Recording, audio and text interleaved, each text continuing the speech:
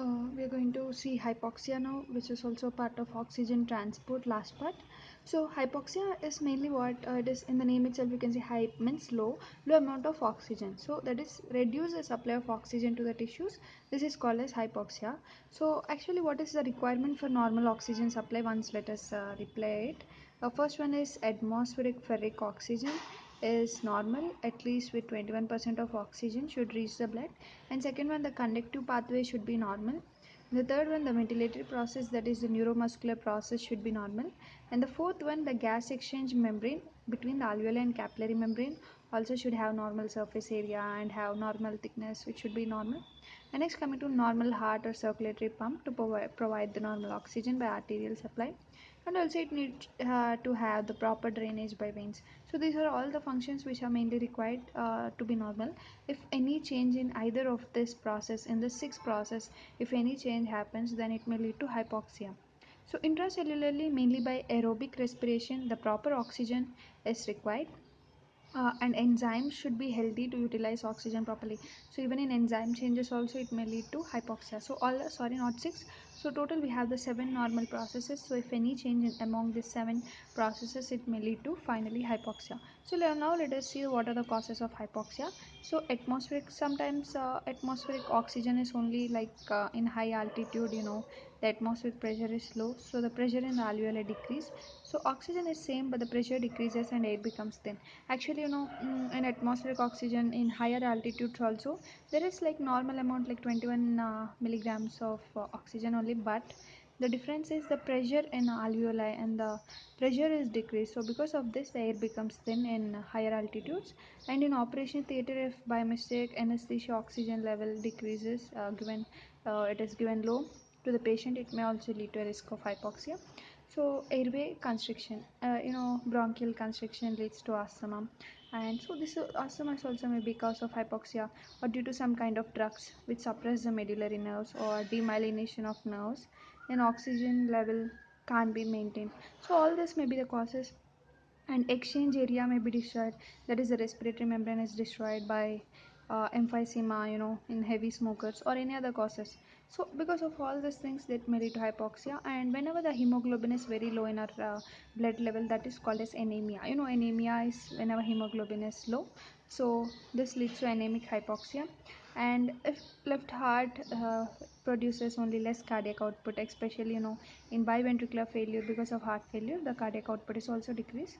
So even the blood supply is decreased to the tissues. So if blood only carries hemoglobin and which is carrying oxygen, so if the blood supply is decreased, it may also lead to decreased oxygen supply. Decreased blood supply is called as ischemia. So ischemia often leads to hypoxia also, because low blood supply means low oxygen supply. Or also like selective tissue hypoxia, like only like selective tissue, especially like for example in coronary artery distress. So it is targeting special organ, that is selective tissue hypoxia. So next, the venous outflow is blocked. So sometimes even if the venous outflow is blocked, the blood gets stagnant there. Because of this, the blood exchange with the capillaries, it will take almost all the oxygen in the before itself, in the initial stage itself. So in the later stages, as the blood is stagnant now there, it will not have a chance to provide the oxygen. So that kind of tissue may also undergo hypoxia. So and also if enzymes fail, all these are the reasons for hypoxia. Some enzymes are useful for oxidative phosphorylation in mitochondria, especially cytochrome enzymes, which are useful for oxidative phosphorylation and bring up the oxygen. So if all those kinds of enzyme are abnormal, it may also lead to hypoxia. Now let us see what are the types of hypoxia. The first one is hypoxic hypoxia. So what is this? Let us see. In the name itself, you can see hypoxic hypoxia means uh, it is having low oxygen in the blood. Here hypoxemia is also involved, means low oxygen in the blood. So let us see the problem with decreased partial pressure of oxygen in pulmonary veins. And both hypoxemia and hypoxia, hypoxemia means low oxygen in blood, hypoxia means completely low oxygen in body. So especially here the partial pressure of oxygen has also become low. Here the reasons are like due to any obstructive airways like COPD, or any gas exchange problem, or any neural problem. So this may be the reasons. And next, coming to Anemic hypoxia. So anemic hypoxia, the reason may be hemoglobin is low or dysfunction, mainly by carbon monoxide poisoning. Here only hypoxia is seen. Here there is no hypoxemia. Next, coming to stagnant hypoxia. In a particular tissue, circulation is stagnant by venous or arterial blockage caused by generalized cardiac failure. So localized stagnation in particular tissue due to venous blockage or reduced arterial blood. Next, you can see histotoxic hypoxia. Enzymes can't utilize oxygen intracellularly. So, histotoxic means here the oxygen is present, but a tissue is not able to use because of some enzymes defect like cytochrome or in vitamin D deficiency like in beriberi disease. So, all these diseases may lead to histotoxic hypoxia. In stagnant hypoxia due to any blockage. Anemic hypoxia due to decrease in hemoglobin. Hypoxic hypoxia is due to low air, low oxygen available to it, like obstructive airway in COPD. The obstruction, the respiratory ways are obstructed here. So because of this, the oxygen level is decreased. So actually the treatment here, we can give oxygen, additional oxygen, so that it may be useful. In gas exchange problem also, at the exchange membrane, if we try to give more oxygen, it may lead to uh, increase in oxygen. And neural problem also, we can initiate the neural system. Here also we can give oxygen. So next, you can see normally the partial pressure of oxygen on venous side is 40, whereas in alveoli is 100. In pulmonary veins is also 100, and systemic arteries it's 95 or 97. Whereas coming to partial pressure of carbon dioxide, venous side is 46 and alveolar side is 40. So now let us understand the reasons of hypoxia clearly. Let us try to understand the mechanism behind it. So first one is, you can see, decrease in atmospheric oxygen. So this is mainly seen in hypoxic hypoxia. So here in inspired air only the oxygen is very low. So where the reasons may be like in high altitude or any gas mixtures anesthesia. So here mainly high altitude, the alveolar oxygen is 60 not 100. Normally it should be 100, right? But here because of in higher altitudes the oxygen alveolar pressure decreases to 60, and exchange is normal, but in systemic arteries it may become 55, and partial pressure of oxygen in arterial side is randomly decreasing because in systemic circulation normally it should be 95, but here now it is decreased to 55. So very low oxygen is supplying to the body in the case of high altitude. And pressure alveolar oxygen means partial pressure of alveoli minus partial pressure of arterial oxygen difference, that is partial pressure difference of oxygen is like 100 minus 97 or 95, so it may be like 5 or 3. So this difference should not be greater than 5 or 10. If greater than 5, it indicates abnormal.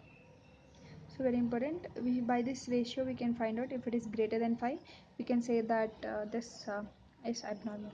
And due to high altitude, the people start hyperventilating. Whenever there is hyperventilation, always we try to remove the excess carbon dioxide out from the body. So in turn it leads to decrease carbon dioxide in arterial side and also decrease oxygen.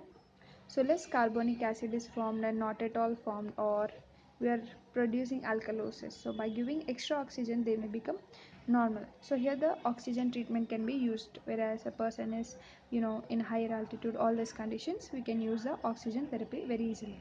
So next let us see COPD or COADS, that is obstructive chronic obstructive pulmonary disease or chronic obstructive airway disease. So here the chronic obstructive airway diseases, so examples like you have asthma, generalized bronchoconstriction of bronchioles leading to hypoventilation. So mainly here the gas exchange is reduced and leading to reduced ventilation. So less fresh oxygen is available in alveolar PO2. So even alveolar partial pressure of oxygen decreases to 50. This leads to decreased arterial pressure of oxygen and good response to extra supplemental oxygen. Even here we can give. So if I draw a diagram, you can understand. So here this is the lung and this is the airway. Here actually this is atmosphere. For example, in atmosphere only the oxygen is very low. So the problem, as I in atmosphere only the oxygen is very low, here in the alveoli also the oxygen will be very low. So in turn capillary also the oxygen will be very low. So that is the situation here. But coming to here, this is a lung and this is airway. Here the airway is blocked. As the airway is blocked, here the oxygen which comes will be very low. So in turn again here also the oxygen in the capillary will be very low. So in both cases you can see, if you give extra oxygen by any ventilation meter or any other extra outside from, if you give oxygen, in both cases it will be beneficial. So you can see as we discussed, alveolar partial pressure has dropped to 50, it should be 95, and arterial pressure of oxygen also decreased. So the difference is normal, but so alveolar carbon dioxide increase. So this is the difference in both. We need to very much important. So in higher altitude, as the oxygen outside is low, here even the carbon dioxide is low, whereas in COPD, you can understand the carbon dioxide has increased. Why it is increased? Because respiratory neurons, it initiate the respiratory neurons, inspiratory centers are stimulated. It's a good response for asthmatic patients. So actually why carbon dioxide increases is, here there is obstruction. So because of obstruction, the carbon dioxide can't go out from the lungs. So the carbon dioxide start on increasing in the lungs and also in the blood. So as the carbon dioxide is increasing, it is a good initiator for respiratory medulla center when compared with oxygen. So whenever the partial pressure of carbon dioxide increases, our medullary gets activated, our respiratory center, and this leads to hyperventilation. So when hyperventilation takes place, some of the extra carbon dioxide can be get out. So good response to extra or supplemental oxygen. So here also we can use oxygen, here also we can use oxygen. So here the ventilation perfusion ratio, it's normally 0.8, but here the ventilation is decreased, so even the ventilation perfusion ratio is less than 0.8, and here mainly the perfusion is wasted. Why the perfusion is wasted? Because the air is not coming, only the blood is coming, but the air is not coming, so the perfusion is wasted and vessels get constricted. So next let us see respiratory pump impairment. So sometimes this is all about our hypoxic hypoxia. These are hypoxic hypoxia causes we are discussing in detail. So if we see in respiratory pump impairment, what happens? The medullary dysfunction, demyelination nerves like especially phrenic nerves C3, C4, C5, or any neuromuscular dysfunction or decreased ventilation mainly. So here we see again hypoventilation. Even here in respiratory pump impairment, we will see the carbon dioxide is increased very much. So only in the first condition, only whenever we go to higher altitudes, only here the carbon dioxide is decreased. But you can see in COPD or else in respiratory pump impairment, both conditions there is hypercapnia. You can say hypercapnia, that is increase in carbon dioxide. And even the ratio between them is normal, and extra oxygen may increase the arterial oxygen, so it's a good response. Yeah, even here we can give the oxygen therapy. So increased carbon dioxide is hypercapnia, whereas decreased carbon dioxide is hypoxemia in COPD. And the hypercapnia drive the inspiratory center, it's a real driver. So should be careful giving extra oxygen, especially in COPD, because if you give extra oxygen, it may also further depress the carbon dioxide center. So you can see prolonged may not be sensed by inspiratory center. Extra oxygen may eliminate the hypoxemia, hypercapnia, then it may lead to respiratory arrest. So our carbon dioxide is the main thing which is initiating the medullary center, which is useful for the respiration.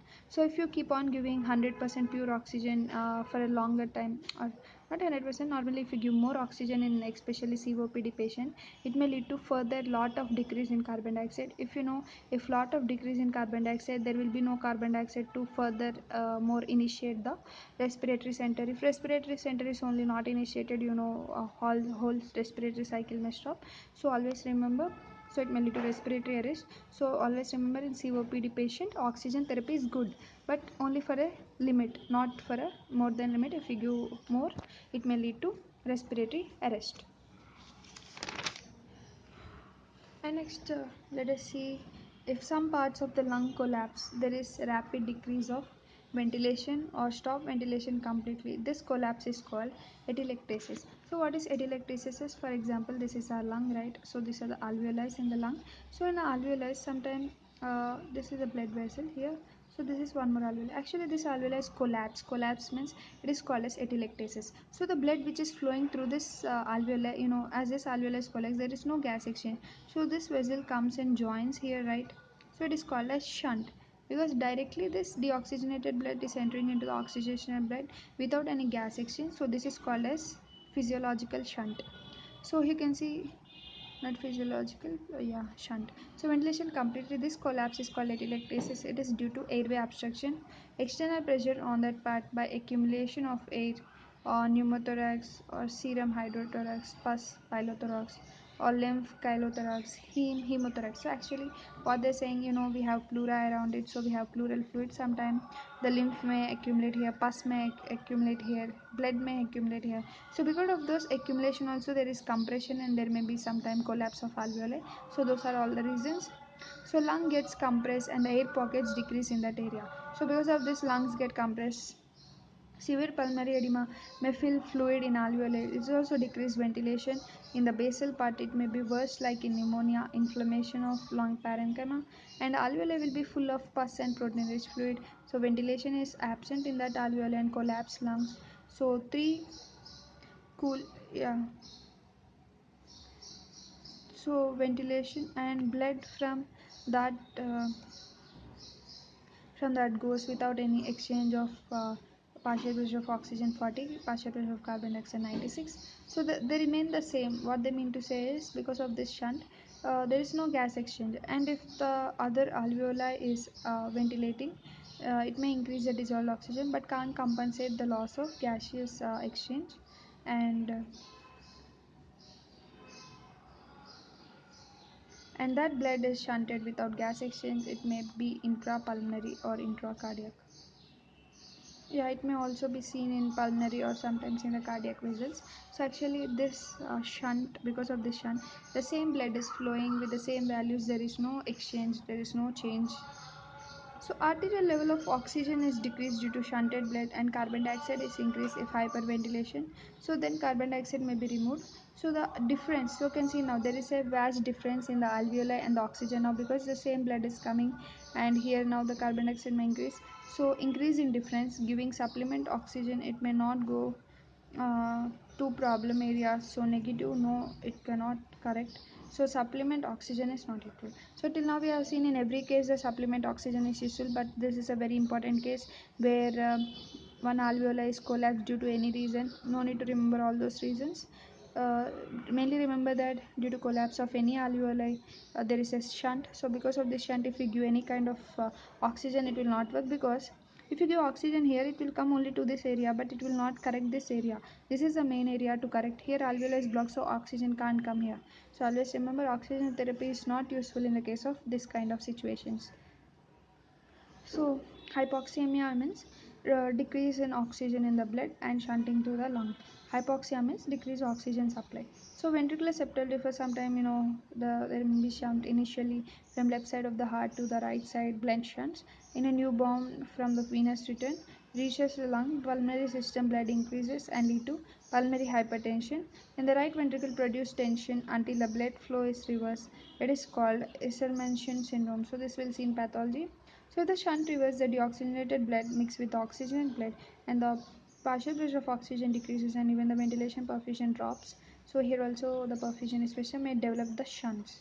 So remember, sometimes the shunt may be developed in a fetal life when, for example, this is a heart. So if there is a septal defect at the beginning, it will go in this direction, that is from right side. Sorry, at the beginning it will go from left side to right side, because left side has higher pressures, right side have lower pressures. So from left side to right side. But after sometimes, because of this higher mixing and also this and also it is giving more pressure to pulmonary hypertension. Right ventricle gets hypertrophied. So because of this, more pressure now increases in the right ventricle, and the blood start moving from the right side to the left side. Now the problem arises, because you can see this is a deoxygenated blood, this is oxygenated. So oxygenated deoxygenated get mixed, and it may also go into the lungs. So it may lead to decrease in oxygen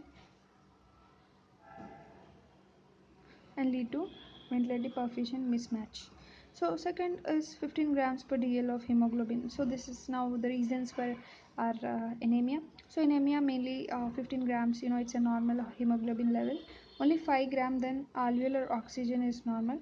It is dissolved and plasma normal. Whereas partial pressure of oxygen is normal. Hypoxia tissue reduce supply of oxygen but not hypoxemia.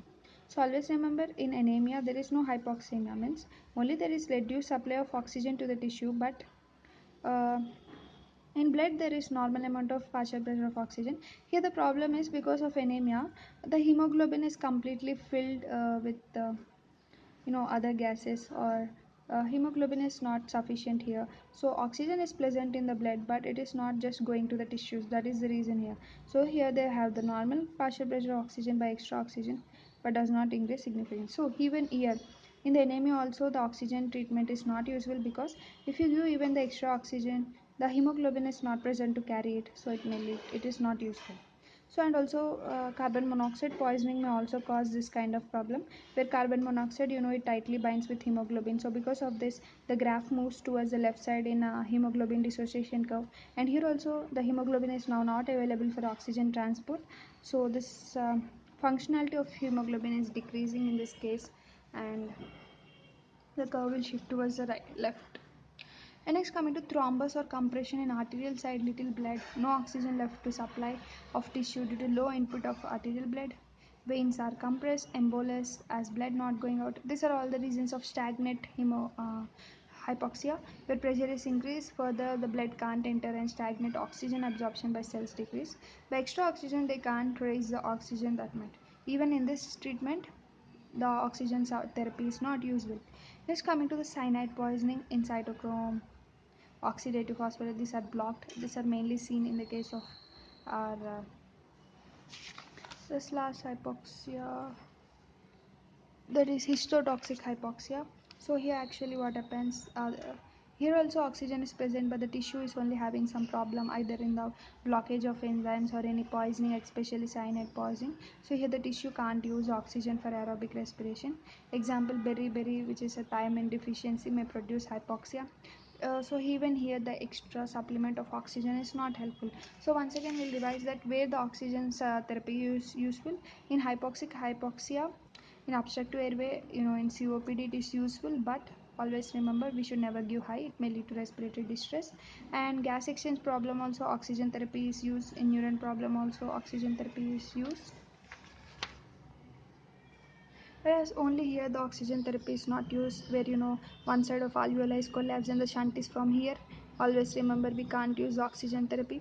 And in all these conditions we can't use oxygen therapy either. In anemic hypoxia and stagnant hypoxia, histotoxic hypoxia, we can't use oxygen therapy. So this is a basic overview of our hypoxia.